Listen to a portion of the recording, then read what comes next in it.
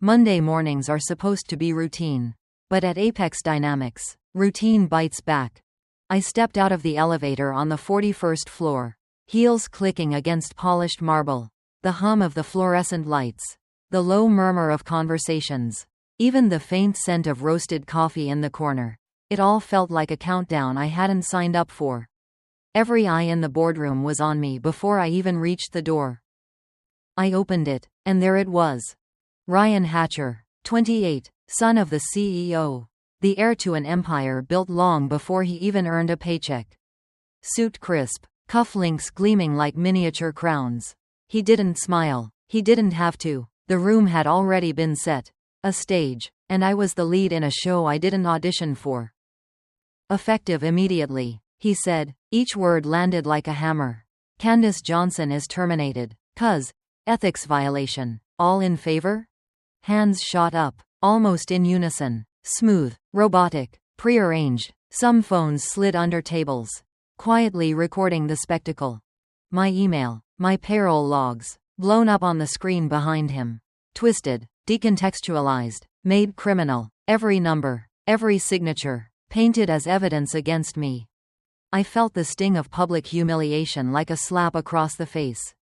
But fear? That wasn't mine to give. I said one word, just one. Logged. Phones buzzed, Slack threads lit up, notifications pinged. I didn't flinch. I didn't beg. The room, the city outside, the empire above me. They thought they controlled the story. They hadn't even realized I was still holding the pen. I remembered Brooklyn, Mom's brownstone, the life we'd built on overtime hours. Subway rides before dawn, late nights bent over spreadsheets. Every sacrifice, every calculation, every fight to prove that integrity still mattered. And here was one entitled kid trying to erase 10 years of work with a flick of his finger. Not today. I left the boardroom without another word. He had the audience. I had the strategy. My apartment was cold when I got home. The glow of my laptop harsh, almost accusatory. I opened the files, scanned the logs, audited the sequences, traced every payment, every authorization. And then I found it, a single unsigned approval. The key that could freeze billions. A flaw they overlooked. My pulse jumped. The knife was in my hand. And no one had noticed. I leaned back, exhaling slowly. The city roared outside, indifferent. My mother's text pinged. House looks perfect. Brownstones holding up. 11 simple words, carrying a decade of sweat, tenacity, and persistence. I whispered to myself. I didn't climb every floor, punch every clock, fight for every paycheck, to let one entitled kid erase it all. Not today. And then I typed. Logged. Because even when erased, even when humiliated, I was still here, still watching, still in control. If you've ever been underestimated, overlooked, or shoved aside, stay with me. Candace isn't done, and neither is the fight. Monday had eaten me alive. By the time I locked my apartment door behind me, the city had moved on. Taxis screamed, sirens danced, strangers barged past each other without so much as a glance at the woman who had just been erased from Apex Dynamics. But I hadn't moved on. I wasn't going anywhere, not yet. I sat at my kitchen table, laptop open, screen illuminating the apartment like the first frost of dawn. The glow was cold, unflinching, almost accusatory. Files, spreadsheets, audit logs, payroll queues. Every piece of evidence I could find, spread across multiple windows. Each number screamed a truth no one else wanted to hear. I reached for my black coffee. Sipped, bitter, perfect, like revenge should taste. I closed my eyes. Memories flooded me. My mother, bent over a ledger in the brownstone kitchen. The smell of freshly brewed coffee mingling with the damp Brooklyn morning. Integrity isn't about glory, she said once. It's about surviving when nobody's looking. I'd carried that lesson for a decade. Through late nights, subway rides, hostile meetings, and back-to-back audits. And now, it was time for it to matter. Ryan Hatcher, that kid, with his preppy suit and entitled smirk, thought he could erase me. Not even close. I was more than a line on a payroll sheet. I was a force. A black woman who had clawed through glass ceilings, fought for credibility, earned every nod, every promotion, Every second of respect in a world that tried to ignore me. I pulled up the payroll logs again. And there it was. The anomaly I had sensed in my gut all along. A single unsigned approval. A missed step. A loophole Ryan had overlooked. With that one oversight, billions could freeze. Employees would stop getting paid. Investors would panic. And the board would start asking questions. Questions that wouldn't have easy answers. I leaned back, hands intertwined, staring at the glow of my laptop like it held a pulse. The city outside my window didn't care about my plans. But the machine I had built at Apex Dynamics did. And it was still listening. Waiting. Logged. My fingers hovered over the keyboard. I could trigger the freeze now. But not yet. Timing was everything. Like chess. Every pawn, every rook, every queen moved at the right moment. And right now, the board wasn't ready. Not until I knew all the players. Not until I understood Ryan. Understood the board. Understood the chaos I could unleash with precision. I opened multiple tabs. Compliance audits. Email threads. Offshore accounts. Historical payroll disbursements. Each click was a heartbeat. Each calculation, a measured inhale. I wasn't just planning. I was mapping a battlefield. Every number, every transaction, every timestamp told a story. And I was the storyteller. I remembered the whispers in the office. The sideways glances when Ryan announced my termination. People talking behind closed doors. Phones sliding under tables. All of them assuming I was done. I smiled. The irony of it was almost cinematic. Invisibility had always been my camouflage. Now, it was my weapon. I made a list, hand scribbled on a yellow pad, like my mother used to do. Confirm all payroll anomalies. Trace offshore transfers. Identify allies within the system. Prepare controlled leak of key evidence. Time the freeze to maximize impact. Minimize collateral. Keep myself off the radar, always logged, always watching. By 1 a.m., the city outside my window had quieted. The streets were pools of neon reflections. But inside, I couldn't sleep. My pulse was electric. Every decision weighed heavily. Every move could cost me my career, my reputation, maybe even my safety. But it could also expose the truth. Show that integrity and skill still mattered. Show that a black woman could rise and strike where the entitled and reckless faltered. I tapped out a note to myself. Candace, you've been underestimated your entire life. Use it. They won't see it coming. And then I paused, thought about the audience this story would have if it ever went public. My sisters, my nieces, young black women watching, wondering if they could ever be more than invisible faces in glass towers.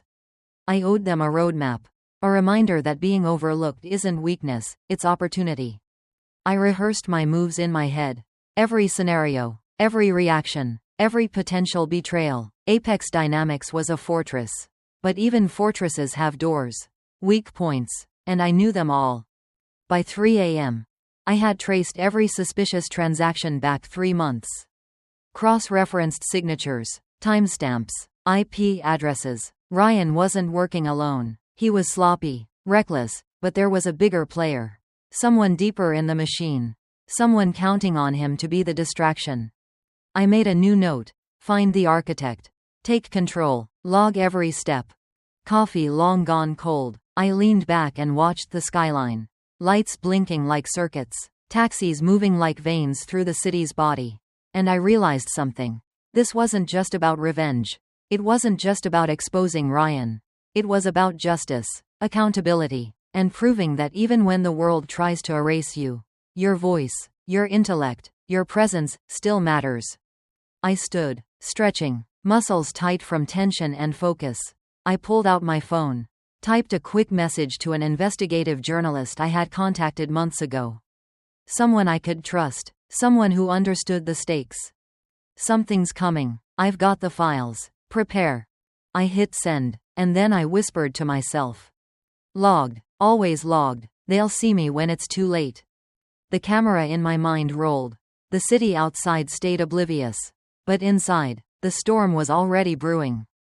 Monday morning hit differently. The city outside my apartment hummed with life. Indifferent to the battle about to unfold inside the glass walls of Apex Dynamics. I stepped into the elevator. Heels clicking against the steel floor. Each echo a drumbeat counting down the minutes to confrontation. Every eye in the building, every executive, every assistant, every intern, was unaware that today, the narrative would shift, and I held the pen. As I approached the boardroom, I caught sight of Ryan Hatcher leaning against the mahogany conference table. His tie perfectly knotted, that same arrogant grin plastered across his face. He was oblivious, dangerous, but oblivious. "Candace," he said, voice dripping with condescension, "you're early. Shouldn't you be preparing your exit strategy?" I smiled, cold and deliberate. "No, Ryan, I'm just getting started." The conference room was packed. Executives murmured, sensing tension but not understanding the weight it carried. I pulled out my laptop and placed it on the table, the soft hum of its fan filling the space like a heartbeat. Steady, unwavering. Ryan leaned forward, elbows on the table. "You know, this little payroll mishap, it's a serious violation. Ethics, compliance, your termination is already in motion." I didn't flinch. Instead, I opened the spreadsheet I had meticulously prepared. Each anomaly highlighted, each discrepancy color-coded. The room went quiet, that suffocating, anticipatory silence. "Let's review the numbers, shall we?" I said. My voice was measured, calm, but underneath, it carried a pulse of fire. I clicked through the tabs. Transactions that didn't match signatures.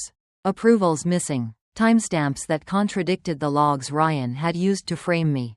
Every slide, every line of data was a small hammer against the facade Ryan thought protected him. "You'll notice," I continued, "that the irregularities aren't on my end. They originate here." I tapped a row tied directly to Ryan's department, and cascade upward through the board. "So while I may be convenient to blame, the evidence doesn't lie." I watched as Ryan's smirk faltered. Just slightly. Just enough. His hand twitched over the mouse. A subtle sign of panic, though he masked it with forced calm. "And I've cross-checked everything," I added. "Audit trails, email chains, IP logs. Every single manipulation is documented. If you'd like, we can run a full reconciliation right now." The room shifted. Executives exchanged uneasy glances. For the first time, the hierarchy felt like sand underfoot rather than marble under heels. The power dynamics, carefully curated over years, wavered. Ryan cleared his throat. "Candace, you don't understand. This isn't just about numbers. It's politics." "The board?" "Politics don't excuse negligence," I interrupted. The words were sharp, precise, and neither does family name. I saw him flinch. That little twitch confirmed everything I suspected. Ryan hadn't anticipated resistance.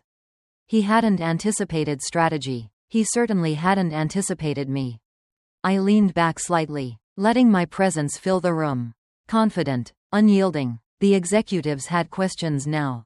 They whispered to each other. A ripple of uncertainty spreading. Some had noticed discrepancies for months. Quietly, some had suspected Ryan's carelessness but lacked courage. Now they had a reason to speak. I clicked to another tab, revealing internal emails implicating other executives complicit in the payroll anomalies. The tension in the room became almost tactile, like the electric charge before a storm. The hum of the fluorescent lights seemed louder. I could feel eyes on me, not just watching, but calculating, evaluating whether I was friend or threat. Ryan stood abruptly. His posture screamed control, but his eyes betrayed unease. "Candace, this is insubordination. You can't just—" I held up my hand, stopping him mid-rant. "I'm not here to argue, Ryan. I'm here to clarify the truth. And the truth is, we have a systemic issue. One that jeopardizes the company, not just my position." The room absorbed the words like a drumbeat. Executives shifted in their chairs, eyes darting to Ryan, then back to me. Some nodded subtly, some furrowed brows, skeptical yet attentive. I paused, letting the weight of silence settle, knowing every heartbeat counted, knowing that strategy was as much about patience as precision. Then, I closed the laptop slowly, the soft click like a gavel in a courtroom. "This isn't about me," I said. "It's about accountability. And if we want Apex Dynamics to survive, we all need to confront that." Ryan's jaw tightened. He looked around, realizing the tide had shifted subtly but irrevocably. The board wasn't entirely behind him anymore. My silent allies, those who had watched the discrepancies grow in shadows, now had courage. The dominoes were lining up, and I was the first to push. As the meeting adjourned, I felt the room's energy change. I walked out with a measured stride, every step a statement. Candace was no longer a pawn. I was a player, and the game had only just begun. In the elevator, alone, I allowed a breath I hadn't realized I'd been holding. I replayed every word, every glance, every tiny ripple I'd created. The chessboard was set, and I knew Ryan's next move would be desperate, reactive, uncalculated. That was my advantage. That was leverage. By the time I stepped back onto the city streets, the world was still unaware of the storm I'd initiated. But inside me, a fire burned hotter than ever.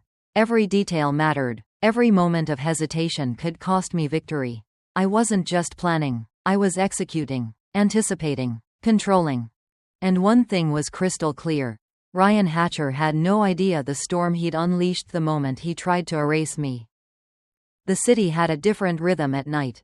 Brooklyn's streets were quieter now, but the shadows felt closer. Every flickering streetlight, every shuttered storefront whispered caution.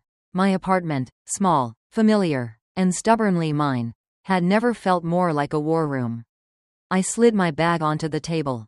USB inside, laptop open, coffee dark and bitter, and exhaled. The glow of the screen lit my face in harsh angles, revealing the exhaustion I couldn't hide from myself. I leaned back, fingers lacing behind my head, staring at the ceiling. Ryan Hatcher had orchestrated my public execution, but he had underestimated me. Every hand raised in that boardroom was part of a choreography I could see from a mile away. Everyone playing their part, and I had played mine too. But differently. I didn't react with fear. I reacted with awareness. And awareness, in corporate warfare, is power. I opened the first folder. Payroll anomalies. Rerouted funds. Offshore accounts. Names I didn't recognize. Executives I barely interacted with. Millions siphoned in patterns too neat, too consistent to be a mistake. Someone was covering their tracks with the precision of a surgeon. Ryan was sloppy. The real predator moved in shadows. My pulse quickened. This wasn't just about retaliation anymore. This was survival. And not just for me. 86,000 employees depended on these numbers. People whose paychecks, mortgages, and families were entwined with every misstep, every embezzlement, every cover-up. I started building a map. Lines connecting dates, times, transfers, signatures, colors coded. Red for suspicious, yellow for possible, green for confirmed. By the time midnight rolled over, my kitchen counter looked like a war map. Sticky notes fluttering like desperate whispers. I realized I had become what I feared, a soldier in a corporate battlefield. My phone buzzed. Daniel Price, the journalist I'd barely trusted, but whose instincts for digging dirt were second to none. Candace, you need eyes on this. Alone, you can dig all night, but exposure is your leverage. I know, I replied, my voice low, almost a whisper, but who can I trust? Everyone in that tower has something to hide. He paused, the silence stretching like a taut wire. Then we expose. Carefully. Timing is everything. Don't act until the pieces fit. You're stronger than you think, Candace, but don't let emotion dictate strategy.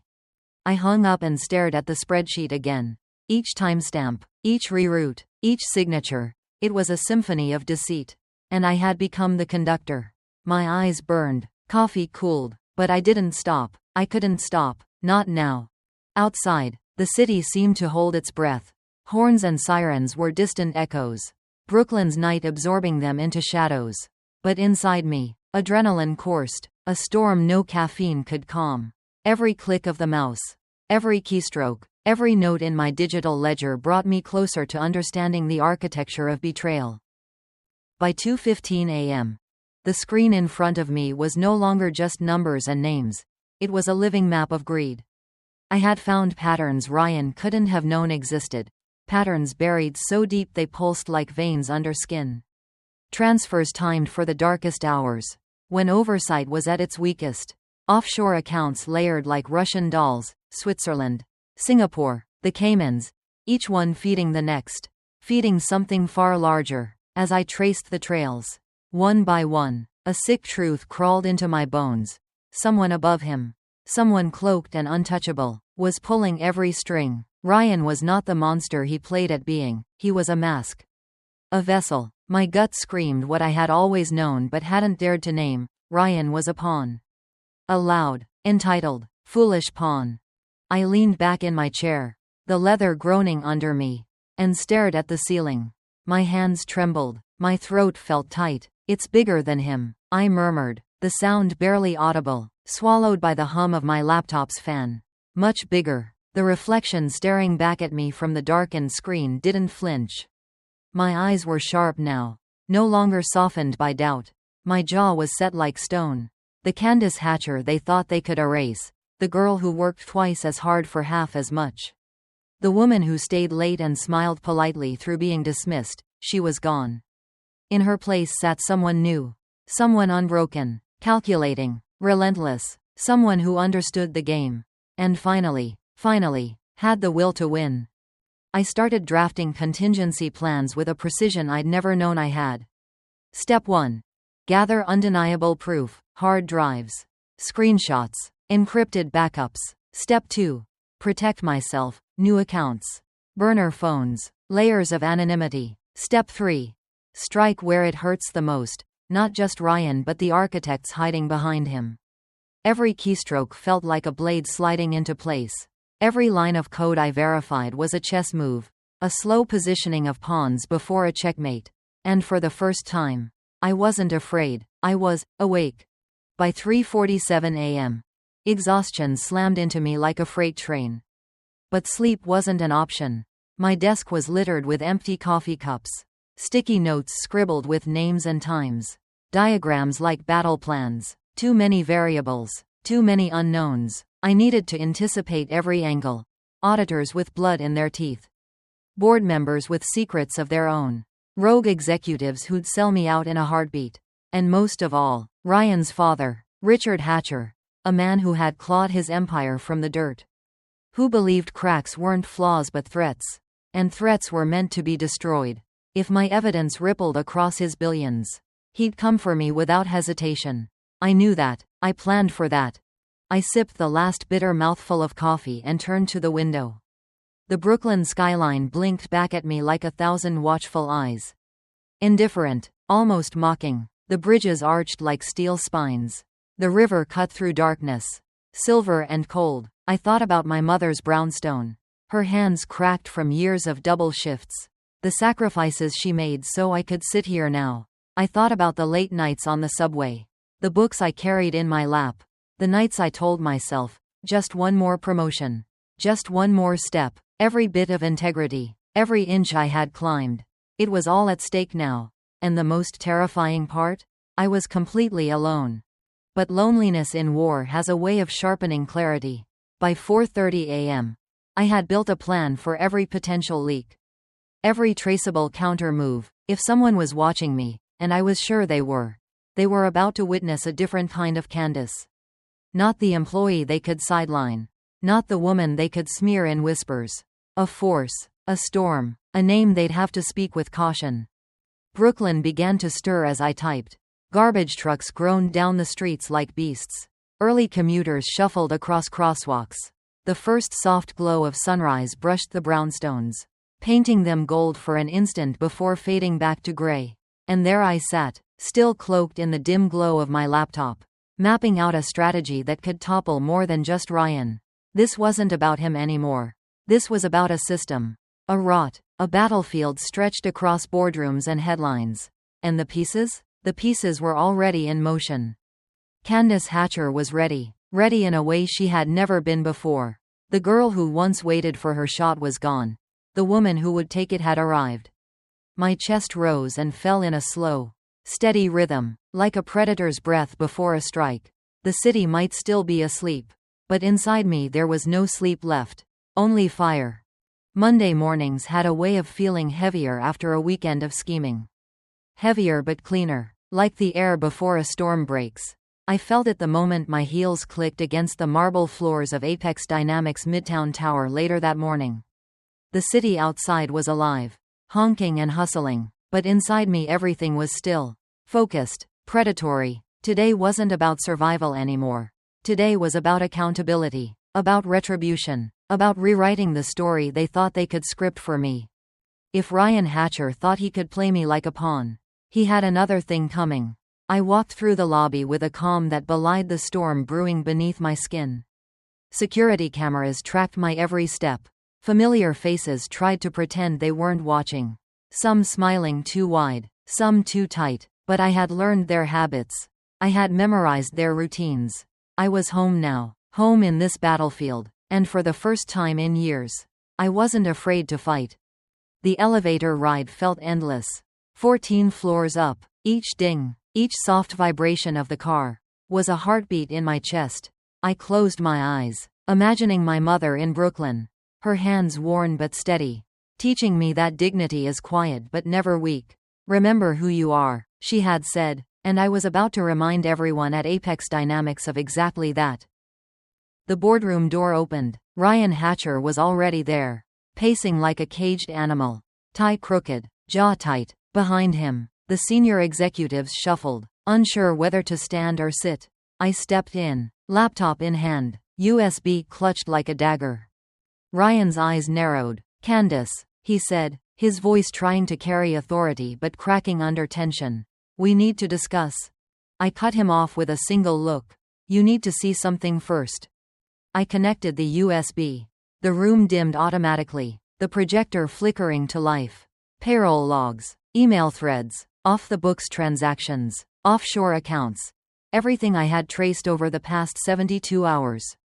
Every manipulated number, every rerouted fund, every signature forged or misused. Silence. The executives leaned in, eyes widening. Ryan froze, a bead of sweat sliding down his temple.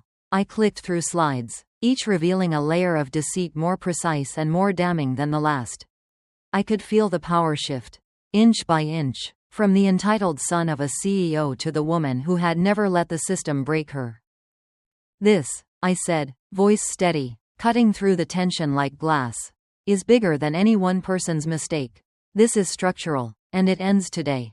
Ryan's lips twitched, as if forming words, but he couldn't. He was caught, not by me, not yet. He was caught by the undeniable evidence displayed for everyone in the room.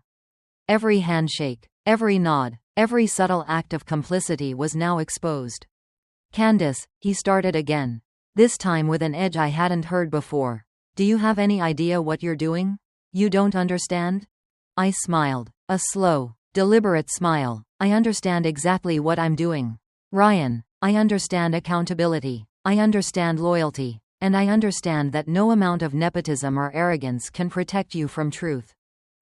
The room shifted. Some executives looked at Ryan, some at me. The tension was palpable, like a wire stretched too tight. Every eye was drawn to the lines on the projector, to the undeniable mapping of every fraud, every slip, every lie. Ryan finally spoke, louder now, a mixture of fear and anger. "This isn't over, my father." I didn't flinch. I raised my hand, silencing him, letting my presence dominate the space. "Your father doesn't need to know yet. Let's see how this plays out with the board first." My words were calm, but there was fire beneath them. A warning, a promise.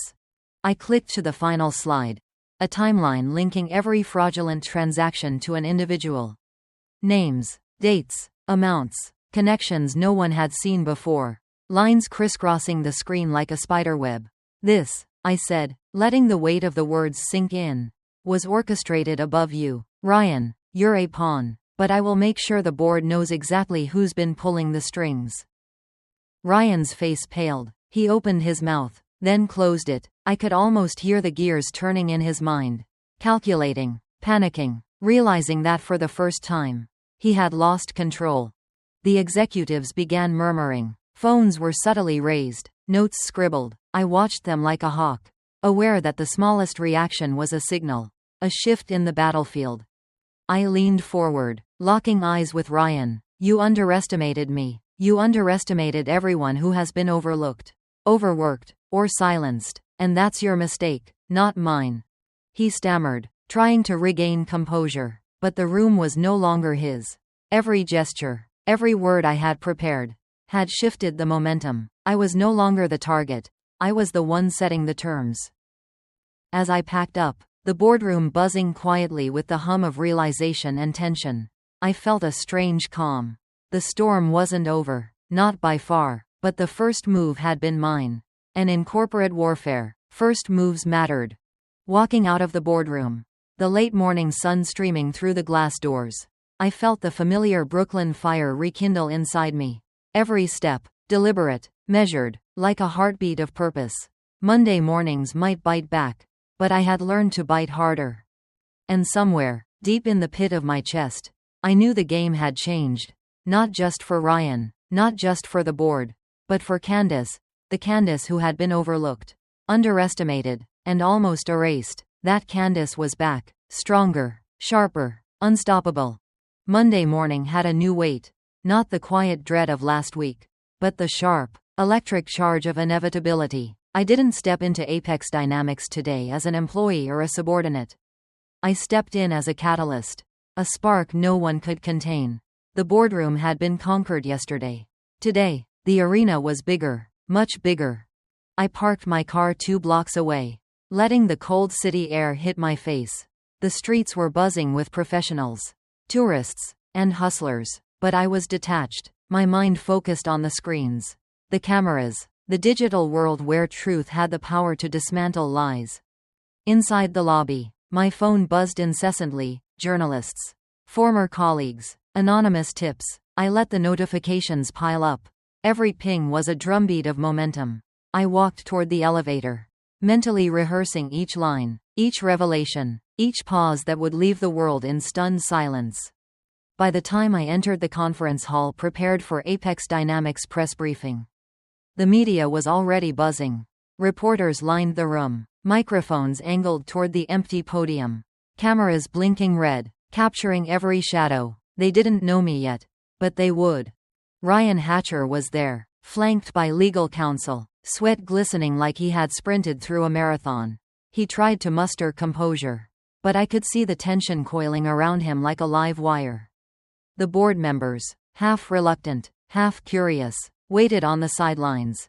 I stepped onto the stage, laptop in hand, every eye turned, every lens focused. I could hear the collective intake of breath, feel it ripple across the room.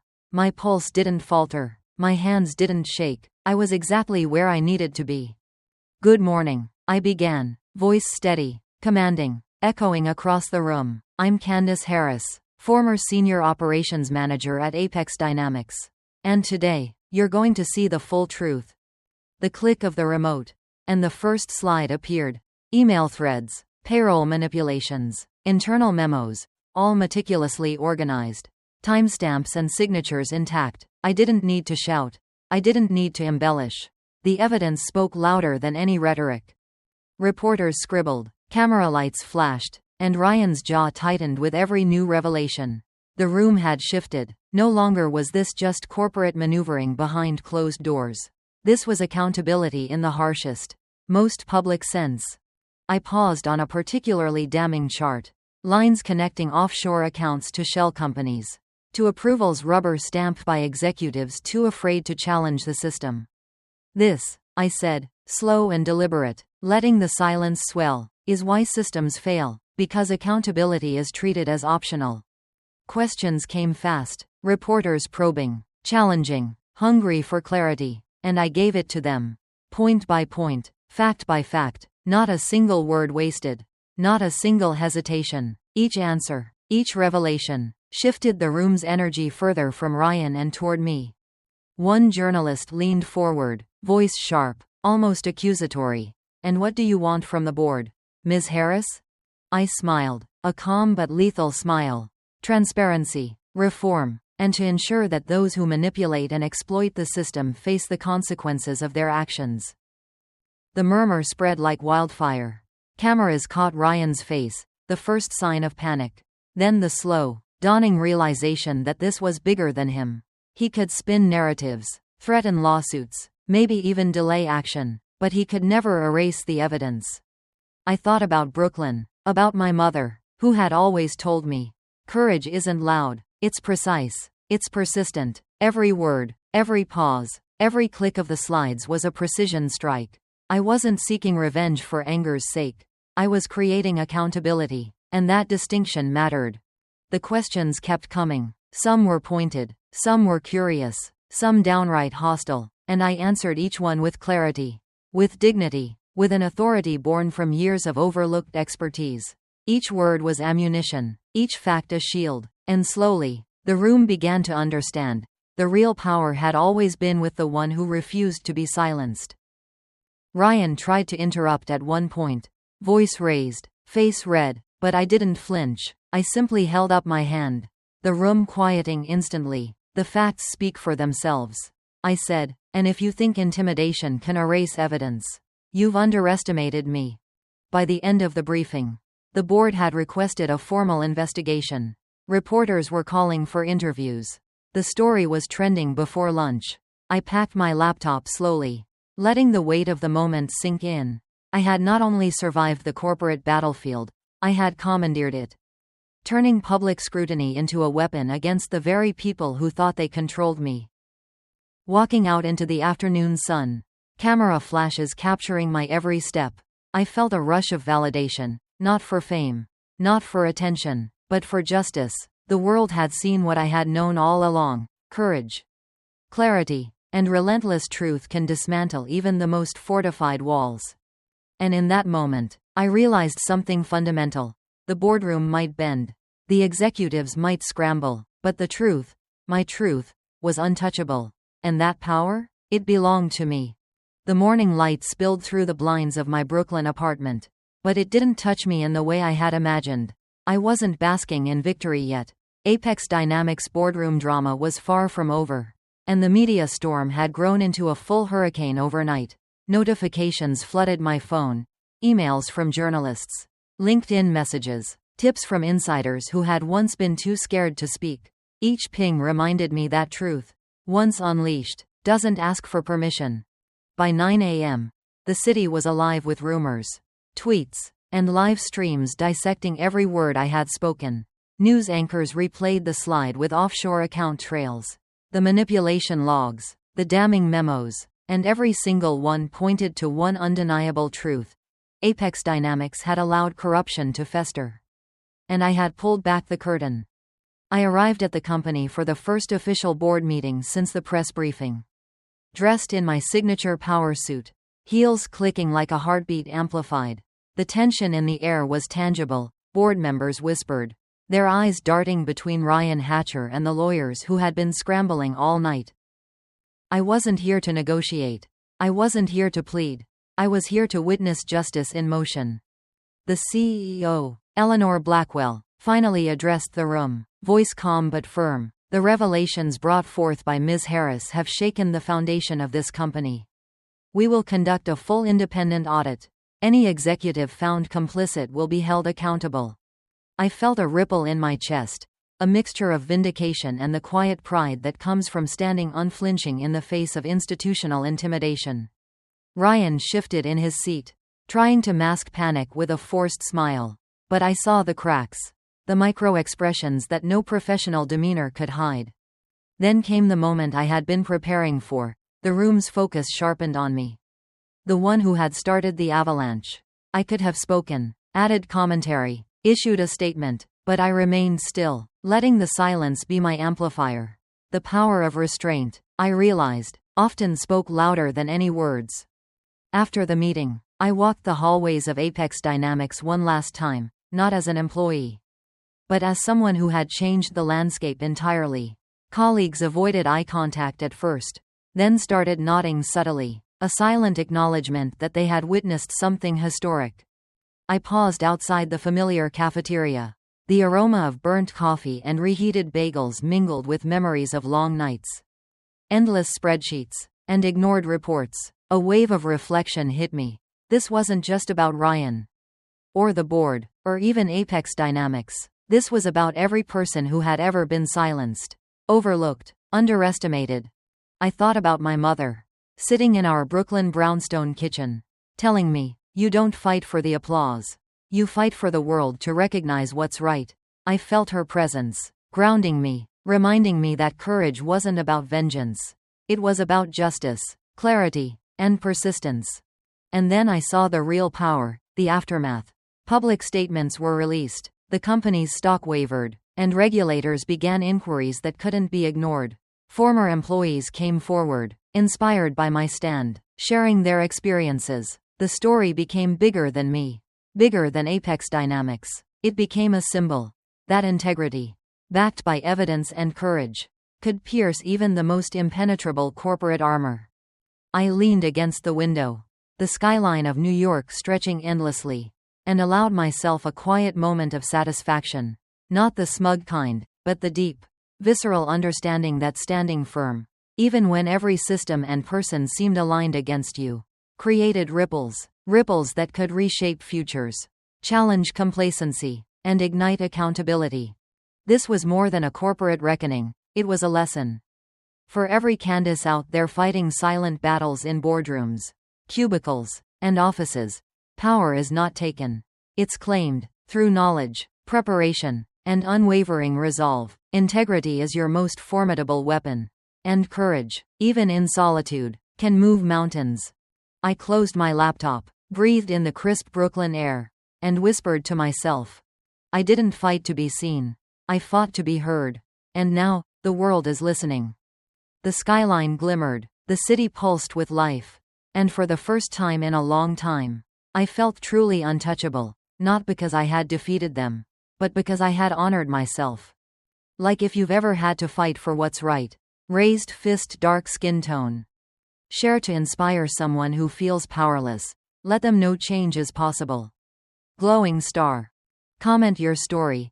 Let's rise, learn, and heal together. Speech balloon.